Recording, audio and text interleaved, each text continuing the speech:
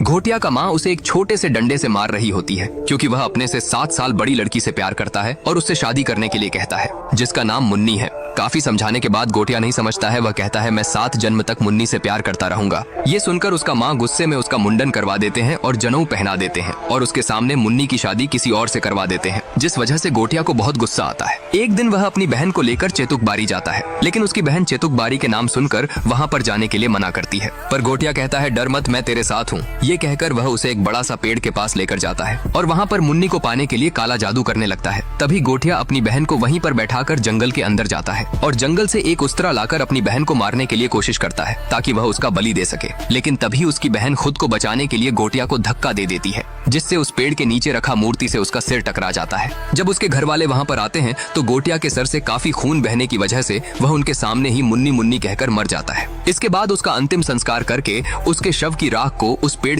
घोटिया का अंतिम संस्कार करने के बाद उसके शव की राख को उस पेड़ के नीचे दफना देते हैं और उस पेड़ के चारों तरफ मंत्र पढ़कर सफेद धागा बांध देते हैं। यह देखकर घोटिया की माँ पूछती है, ऐसा क्यों कर रहे हो? तभी एक आदमी कहता है, ऐसा नहीं करेंगे तो अनर्थ हो जाएगा, क्योंकि तेरा बेटा अपनी मुंडन के 10 दिन पूरे होने के पहले ही चल बसा। अगर वह जाग गया तो ब्रह्म राक्षस बनेगा। इसके बाद कहानी कुछ साल आगे जाता है। बिट्टू एक डरपोक लड़का था। वह हर छोटे छोटे चीजों से बहुत डर जाता था। वह अपने माँ के साथ अपने पार्लर में काम करता था। एक दिन जब बिट्टू अपने पार्लर जाने के लिए गाड़ी निकाल रहा था, तभी उसे चेतुक बारी का विजन आने लगता है, जिससे वह बहुत डर जाता है। अगले दिन रात को बिट्टू जब अपनी फ्रेंड बेला के साथ क्लब पर होता है, तभी बेला का फ्रेंड कुबा उसे मैरिज के लिए प्रपोज करता है और बेला भी उसे एक्सेप्ट कर लेती है। यह देखकर बिट्टू का दिल टूट जाता है क्योंकि वह बेला को मन ही मन प्यार करता था। तभी उसे फिर से चेतुक बारी की विजन आने लगता है, जिसमें कोई उसे उसके पास आने के लिए बुला रहा था। अगले दिन बिट्टू अपनी माँ और दादी माँ के साथ गाँव जाता है क्योंकि उसके बहन की शादी थी। बिट्टू जब अपनी बहन के साथ घूम रहा था तब उसे चेतुक बारी दिखता है और उसे फिर से कोई वहाँ पर आने। बिट्टू जब गाँव घूमने के बाद घर पर आता है तो देखता है कि उसकी माँ और काका के अंदर झगड़ा लगा है। उसके काका को चेतुक बारी की जमीन बेचना था,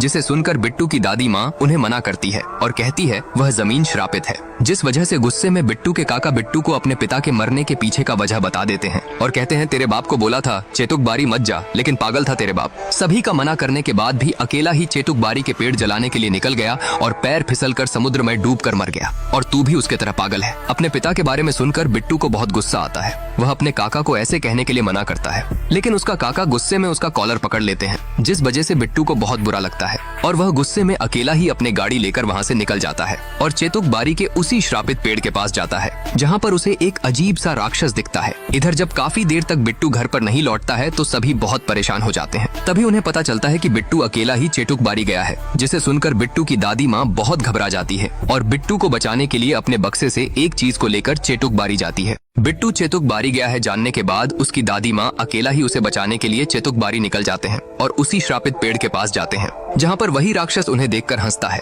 जिसे देखकर डरते हुए बिट्टू की दादी माँ उससे बिट्टू के बारे में पूछते हैं। तभी वह राक्षस बिट्टू को उस पेड़ के अंदर से निकालता है, पर अभी भी वह राक्षस बिट्टू को उस पेड़ में कसकर बांध रखा था, जिससे उसे सांस लेने में दिक्कत हो रही थी। तभी बिट्टू की दादी माँ अपनी छड़ी निकालती है। उस छड़ी को देखकर वह राक्षस डर जाता है। बिट्टू की दादी माँ उस छड़ी को लेकर पेड़ के पास जाते हैं और उस पेड़ से बिट्टू को छुड़ाने लगते हैं। यह देखकर वह राक्षस खुद को ब्रह्म राक्षस कहकर दादी माँ के पास आता है, लेकिन बिट्टू के दादी माँ उसे कहते हैं, ब्रह्म राक्षस नहीं, एक विंडोज बच्चा है तू। यह कहकर बिट्टू के दादी माँ उस छड़ी से पेड़ पर मारते हैं, जिससे वह राक्षस डरकर पेड़ के ऊपर चला जाता है और बिट्टू के दादी माँ बिट्टू को पेड़ से निकालकर वहाँ से जल्दी जल्दी जाने लगते हैं। लेकिन तभी वह ब्रह्म राक्षस आकर बिट्टू के पीठ पर अपना हाथ रख देता है, जिससे उसको बहुत दर्द होने लगता है। यह देखकर उसकी दादी माँ अपनी छड़ी से ब्रह्म राक्षस के हाथ पर जोर से मारते हैं, जिससे वह ब्रह्म राक्षस बिट्टू को छोड़कर पेड़ पर चला जाता है। ब्रह्म राक्षस से बिट्टू को बचाकर उसकी दादी माँ उसे चेतुक बारी से ले आती है। रास्ते में जब बिट्टू उनसे पूछता है कि वह क्या था, तभी उसकी दादी माँ कहती है, वह मुंजा था, पहले वह मेरा भाई हुआ करता था, तू डर मत, वो यहाँ नहीं आ सकता, उसे उस पेड़ में बांध कर रखा है और उसके अस्थियां को उस पेड़ के नीचे गड़े हैं। मैं जब तक जिंदा हूँ तेरा कुछ भी नहीं होने दूंगा। यह सुनकर बिट्टू अपनी दादी माँ को गले लगा लेता है, पर तभी उसे अपनी पीठ पर बहुत दर्द होने लगता है और उस समय वह मुंजा वहाँ पर आकर उसकी दादी माँ को मार देता है और बिट्टू पर कूद जाता है। अगले सुबह जब बिट्टू का आंख खुलता है तो वह खुद को मेडिकल पर पता है। वह अपनी माँ से दादी माँ के बारे में पूछता है तो उसकी बहन कहती है, दादी माँ तुझे ढूंढने जाते समय उनके पैर फिसलने की वजह से वह समुद्र में डूब कर मर गए। बिट्टू ने सभी को मुंजा के बारे में कहा कि दादी माँ को मुंजा ने मारा है, लेकिन किसी को भी उस पर विश्वास नहीं हो रहा था।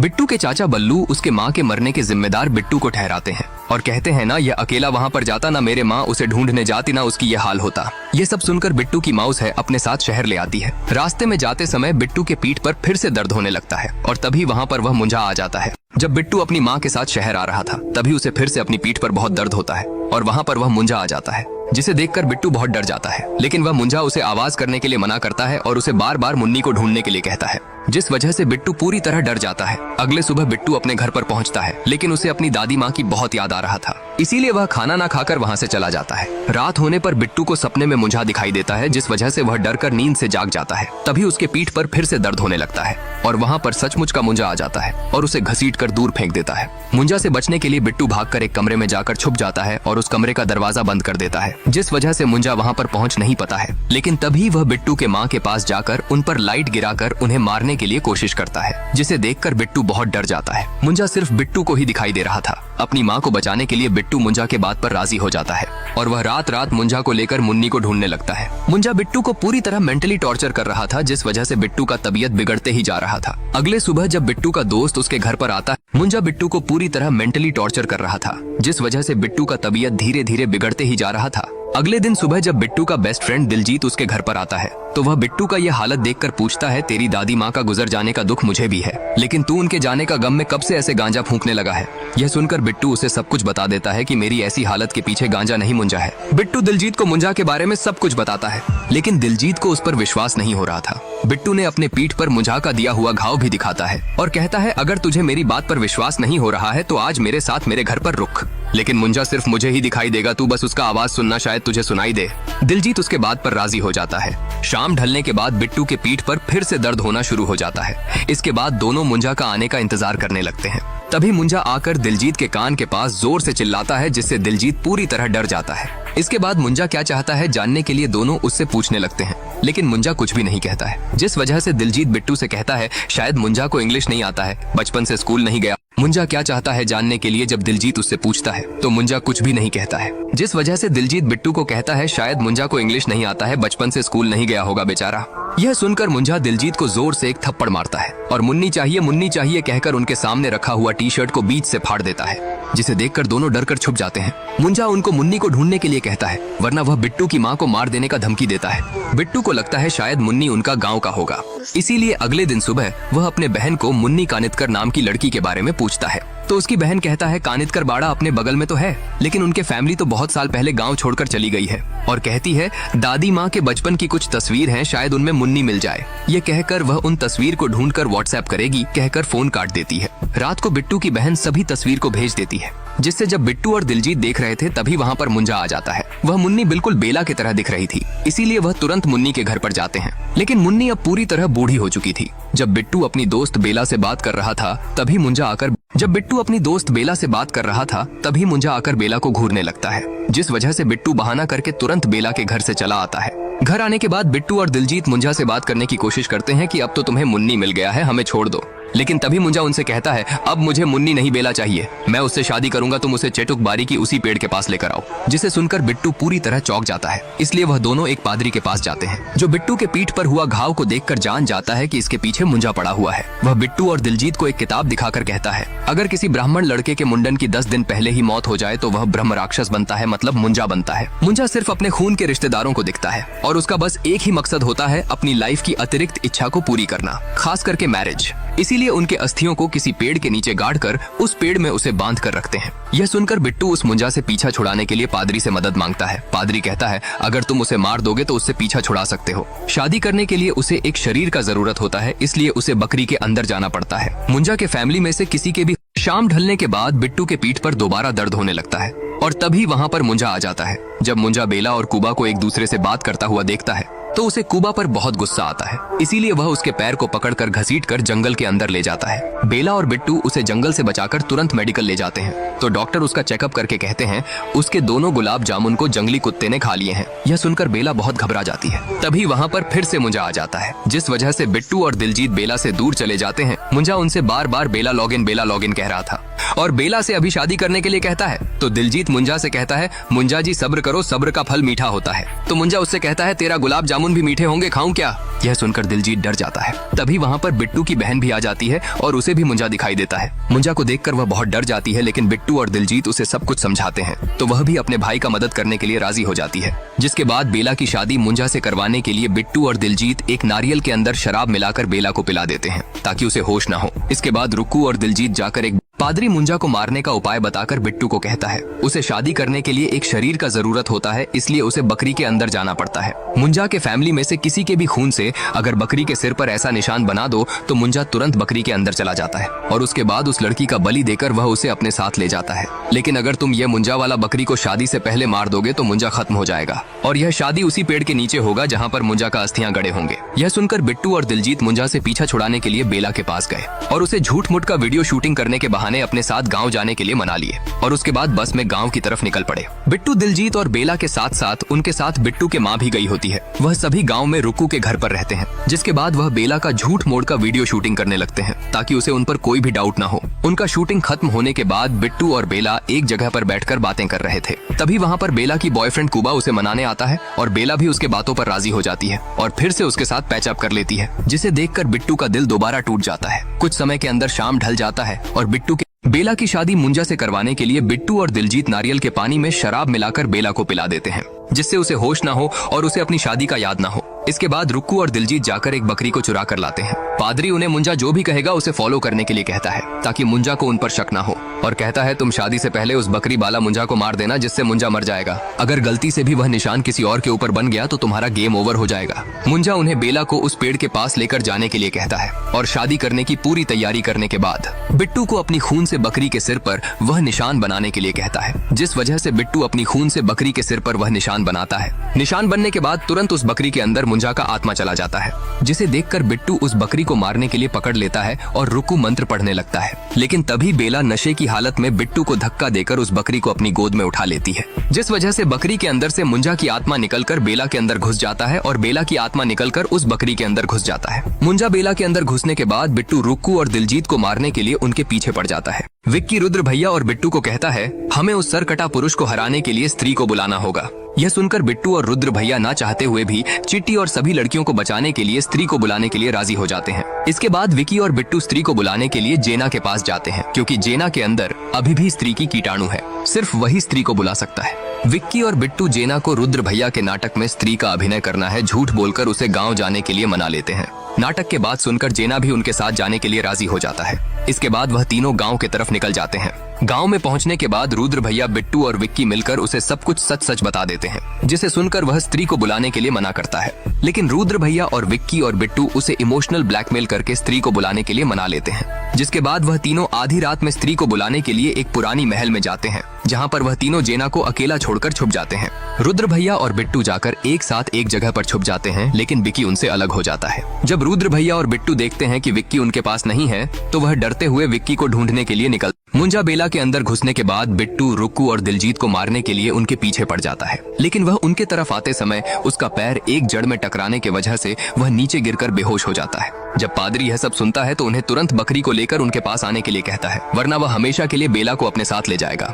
यह सुनकर वह तीनों बेला वाला बकरी को लेकर पादरी के पास जाने लगते हैं, लेकिन रास्ते में रुक्कू का पिता आकर उनसे जबरदस्ती उस बकरी को ले जाते हैं, जिस वजह से बिट्टू अपनी माँ के पास जाकर अपनी काका के बारे में कहता है कि बालू काका जबरदस्ती उनसे उनका बकरी को छीन लिए हैं, जिसे सुनकर बिट्टू की माँ को रुक्कू के पिता के ऊपर बहुत गुस्सा आता है। इसीलिए वह एक चाकू लेकर उनके पास जाने लगते हैं, लेकिन तभी वहाँ पर मुंजा आ जाता है, जिसे देखकर सब डरकर छुप जाते हैं। बिट्टू की माँ बिट्टू से पूछती है कि बेला को क्या हो गई है। तभी बिट्टू अपनी माँ को सब कुछ बता देता है कि वह बेला नहीं मुंजा है, और कहता है मेरे वजह से दादी माँ को मुंजा ने मार दिया और बेला की यह हालत हुई है।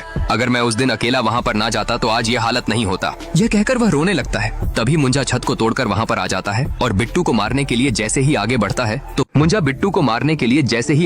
है तो पादरी अपनी मंत्रों से उसके चारों तरफ घेरा बनाकर उसे बंदी कर देता है और रुक्कू को उस पर नजर रखने को कहकर रुक्कू की पिता के पास उस बकरी को लेने जाते हैं। लेकिन जब वह उनके पास पहुंचते हैं तभी उन्हें पता चलता है कि रुक्कू की पिता उस पूरी बकरी को अकेला ही खा गए हैं। इधर जब रुक्कू मुंजा पर नजर रख रही थी तभी उसके सामने बेला रोने लगती है। उसे देखकर रुक्कू को लगती है कि बेला के अंदर से मुंजा चला गया है, इसलिए वह उस घेरा के अंदर चली जाती है, जिस वजह से मुंजा वहाँ से आजाद हो जाता है और उसके बाद बिट्टू को मारने के लिए उसके पास जाता है। लेकिन तभी बिट्टू अपनी जान बचाने के लिए मुंजा के ऊपर जाल फेंक देता है। तभी पादरी बिट्टू से कहता है हम अभी भी बेला को बचा सकते हैं, अगर यह पूरा बकरी को खाया है तो बेला की आत्मा अभी भी उसके अंदर होगा। यह कहकर वह रुक्कू के पिता को पेड़ में बांधकर उसके सिर पर वह निशान बना देता है। और तभी दिलजीत उस बकरी को ढूंढ कर ले आता है जिससे रुक्कू के पिता छुपा कर रखे थे। लेकिन उस समय बेला, रुक्कू के पिता और वह बकरी हवा में उड़ने लगते हैं और उनके आत्मा आपस में अदला बदली हो जाता है। बेला की आत्मा बेला के अंदर घुस जाता है, लेकिन मुंजा की आत्मा रुक्कू के पिता के अंदर घुस जाता है। बेला, रुक्कू के पिता और उस बकरी के सिर पर सेम निशान होने की वजह से वह तीनों अचानक हवा में उड़ने लगे और तभी उन तीनों का आत्मा अदला बदली हो गया। बेला के अंदर से मुंजा का आत्मा निकलकर रुक्कू के पिता के अंदर घुस गया और बेला पहले की तरह ठीक हो गई।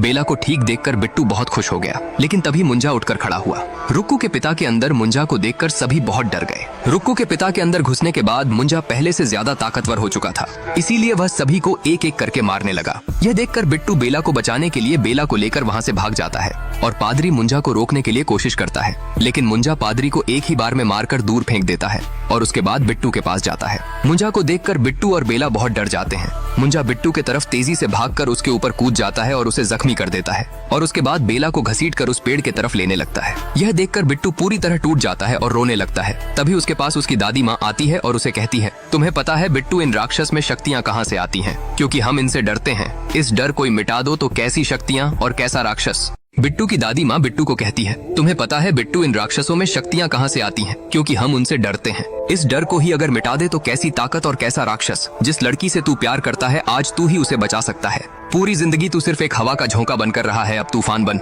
यह कहकर उसकी दादी माँ वहाँ से चली जाती है और तभी समुद्र से उसकी दादी माँ की वह छड़ी बहकर किनारे पर आता है। इधर मुंजा बेला की बलि देने के लिए मंत्र पढ़ रहा था और मंत्र खत्म होने के बाद उसकी बलि देने ही वाला था, तभी वहाँ पर बिट्टू आ जाता है और वह उस छड़ी को भी अपने साथ लेकर आया होता है। उस छड़ी को देखकर मुंजा डर जाता है और बेला को छोड़ देता है। तभी बिट्टू उस छड़ी को लेकर मुंजा की तरफ भाग कर जाता है और उस छड़ी से मुंजा पर प्रहार करने लगता है, लेकिन मुंजा उस छड़ी से बचते हुए अपने पास रखा खंजर से बिट्टू की पैर को जख्मी कर देता है। यह देखकर बेला मुंजा को रोकने के लिए कोशिश करती है, लेकिन मुंजा उसे भी दूर फेंक देता है। तभी बिट्टू उस छड़ी से मुंजा के पीठ पर जोर से मारता है, जिसे मुंजा के पीठ पर निशान बन जाता है। यह देखकर बिट्टू जान जाता है कि इस छड़ी से ही मुंजा को जख्मी कर सकते हैं, इसीलिए वह दोबारा उसे मारने के लिए आगे बढ़ता है। लेकिन तभी जब बिट्टू मुंजा को दोबारा मारने के लिए आगे बढ़ता है तो मुंजा कूदकर पेड़ के ऊपर चला जाता है और छुपकर बिट्टू के ऊपर कूद जाता है और उसका गला दबाकर मारने लगता है। लेकिन तभी बेला बिट्टू को बचाने के लिए मुंजा के सिर पर एक पत्थर से मारती है, जिस वजह से मुंजा को बेला पर बहुत गुस्सा आता है, इसीलिए वह उसका गला पकड़ लेता है। तभी बिट्टू पीछे से मुंजा को उस छड़ी से मारने लगता है और उस पर अपनी सभी गुस्सा उतारने लगता है और कहता है, तू सबका जीना हराम करके रखा है। जब देखो लॉगिन कहता रहता है। कभी मुन्नी से पूछा, मुन्नी को क्या चाहिए? मेरी दादी माँ को तूने मार डाला, उसको तुझे नहीं मारना चाहिए था। तभी मुंजा बिट्टू के हाथ को पकड़कर तोड़ देता है और उसके गले को पकड़कर ऊपर उठा लेता है और कहता है, ब्रह्म राक्षस हूँ मैं। तो बिट्टू उसे कहता है, ब्रह्म राक्षस नहीं, एक विंडोज बच्चा है तू। यह कहकर वह अपनी खून से पेड़ में वह निशान बना देता है और पहले से ही मुंजा के पीठ पर वह निशान बना चुका था, इसीलिए मुंजा हवा में उड़ने लगता है और रुक्कू के पिता के अंदर से मुंजा का आत्मा निकलकर पेड़ के अंदर चला जाता है। रुक्कू के पिता के होश आने के बाद वह डर कर वहाँ से भाग जाते हैं। उसके बाद वह मुंजा पेड़ के अंदर से निकलता है और उस पेड़ के जड़ से बेला की पैर को पकड़कर अपनी तरफ घसीट कर लाने। मुंजा का आत्मा पेड़ के अंदर घुसने के बाद वह उस पेड़ के अंदर से निकलता है और वह पूरे पेड़ को ही शैतान बना देता है, जिस वजह से पेड़ की जड़ मुंजा की इशारों में काम करने लगते हैं। तभी मुंजा बिट्टू और बेला पर पेड़ की जड़ से हमला करता है। यह देखकर बिट्टू बेला को बचाते समय खुद नीचे गिरकर जख्मी हो जाता है और तभी मुंजा बेला की पैर को पकड़कर अपनी तरफ घसीट कर लेने लगता है और दूसरे तरफ बिट्टू को मारने के लिए उस पर हमला करता है, लेकिन बिट्टू उस हमले से बच जाता है। पर फिर भी मुंजा बिट्टू को पकड़ लेता है और उसे मारने के लिए अपनी तरफ खींचने लगता है। तभी बेला को एक जगह पर एक तेल का डिब्बा दिखाई देती है। जब मुंजा बिट्टू को मारने के लिए उसे अपने करीब लाता है, तभी बेला उसके ऊपर वह तेल को फेंक देती है और बिट्टू उस पर आग लगा देती है, जिसे मुंजा उस पेड़ के साथ जलने लगता है और वह मर जाता है। कुछ दिनों बाद बिट्टू आखिरकार बेला को प्रपोज कर देता है, लेकिन बेला उसे कहती है, मैं भी तुम्हें पसंद करती हूँ, लेकिन मुझे नहीं पता मैं क्या चाहती हूँ, बस मैं तुम्हें खोना नहीं चाहती कभी भी। यह सुनने के बाद बिट्टू उसे कहता है, मैं समझ सकता हूँ, मैं तुम्हारे सिर पर बैठा मुंजा नहीं बनना चाहता, तुम जाओ और अपनी लाइफ को एंजॉय करो। इसके बाद यह कहानी यहीं पर समाप्त।